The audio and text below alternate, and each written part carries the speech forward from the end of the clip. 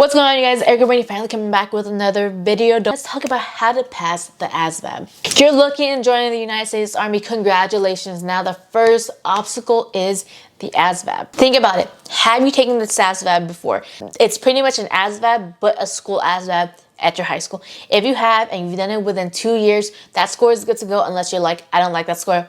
Don't worry about it. Ask your recruiter about the PICAT if you've never taken it before. I've had many people reach out to me saying they don't know what the PICAT is, ASVAB, they just done the ASVAB, they went to MEPS and everything.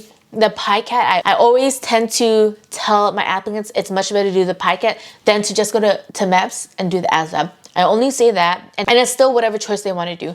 But the PICAT is pretty much the pre-ASVAB. It's the full test, same thing.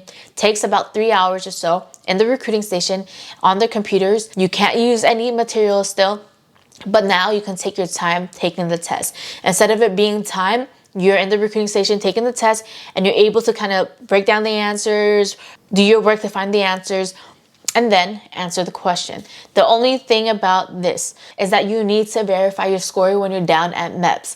Meaning you go down there, the verification part should take around 30 to 45 minutes, and it's just verifying that you're the one that took it, that no one else took it. So if you can't verify that you're the one that took it after 45 minutes or so, and you realize that you're there more than an hour, that means the full ASVAB has started. But if you verify within 30 to 45 minutes, then that score that you saw with your recruiter, that is your score. Now let's break down the ASVAB, right? The ASVAB is Armed Service Vocational Aptitude Battery Test. There are 9 subjects here. There's general science, arithmetic, reasoning, word knowledge, paragraph comprehension, mathematic knowledge, electronical information and auto shop information, mechanical comprehension, and assembling objects. I know it sounds like a lot. Let's focus on your weak areas. That means take a practice test to identify what you're having trouble on. And if you want to look at other tests or practice tests that you can take, there are many free online practice tests that you can look up. Here are some study guides and prep books that I would suggest you use. I'm not telling you to do it, but it's just a suggestion. I'm not sponsored by it, but these are a few things that helped me when I first joined, and a few things that a lot of other recruits have told me has helped them. You got ASVAB for Dummies. It's by Rod Powers. It has a lot of guides, practice tests, and tips. The next one is Kaplan ASVAB Prep. This is detailed content review and practice questions.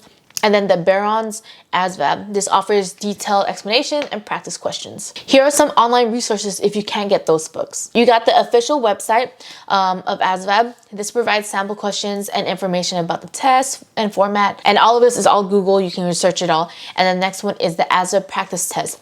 Websites like ASVAB Practice Test Online, Union Test Prep, and military.com offers free practices and study materials. The other one is March to Success. There's a 7-day challenge that I would suggest you doing and trying. It's a lot of things to look into, but it'll help you out if you follow the 7-day challenge. If you're really struggling on the ASVAB, I want you to focus on these few topics, right? One thing is the arithmetic, reasoning, and math knowledge. I want you to review basic concepts, including algebra and geometry. And then look into the problems that have a paragraph, making you try to figure out a percentile or breaking down something where you have to write a formula and finding out the answers. So that's for arithmetic, reasoning, and math knowledge. The next 2 is word knowledge and paragraph comprehension. This is just pretty much you gotta find out different vocabulary, look up all the practice tests, Quizlets, all that stuff, and start trying to use flashcards and figure out what word or what synonym is for whatever word you're gonna get, and try to memorize as much as you can. These 4 topics is what really helps you pass the ASVAB. I'm not saying not to study the other subjects, but I would say if you're struggling on figuring out which ones you need to fully put your efforts into it, I would say arithmetic, reasoning, word knowledge, paragraph comprehension, and math knowledge.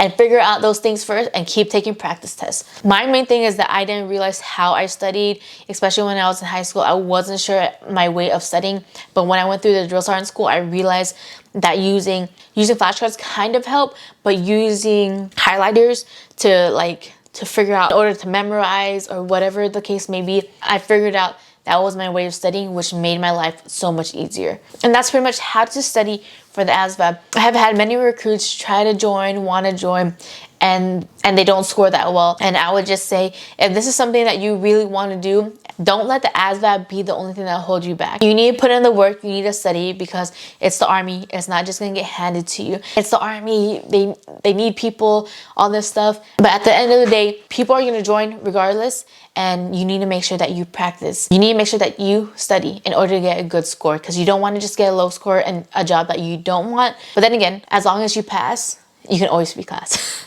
But I hope you guys enjoyed this video. Please give a thumbs up. I'll see you guys later on. Peace out from your favorite recruiter. Bye. I got my head in the clouds, I don't wanna come down. I got 1, 2, 3